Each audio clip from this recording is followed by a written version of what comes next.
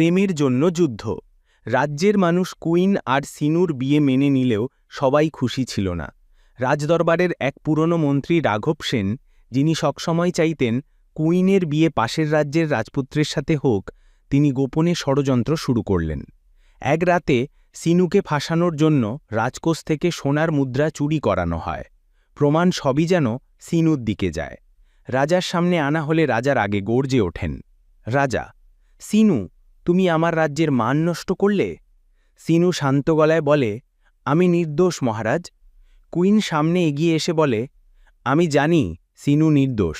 এই রাজ্যে যতক্ষণ আমি রানী আছি, আমার ভালোবাসাকে কেই দোষী প্রমাণ করতে পারবে না।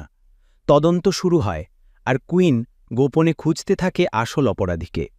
একদিন প্রাসাদের গোপন করিডোরে সে রাঘব সেনকে অন্য রাজ্যের গুপ্তচরের সাথে দেখা করতে দেখে। কুইন প্রমাণসহ রাজদরবারে হাজির হয়। সিনু মুক্তি পায়, কিন্তু রাঘব সেনকে দেশ থেকে বহিষ্কার করা হয়। গল্পের শেষে কুইন আর সিনু প্রাসাদের বারান্দায় দাঁড়িয়ে সূর্যাস্ত দেখে। সিনু মুচকি হেসে বলে, সিনু, প্রেম শুধু হৃদয়ের নয়, সাহসেরও পরীক্ষা নেয় কুইন। কুইন বলে, আর আমরা দুজনেই পরীক্ষায় পাশ করেছি। দূরে রাজ্যের মানুষ উৎসবের আলো জ্বালিয়ে তাদের ভালোবাসার জয় উদযাপন করে।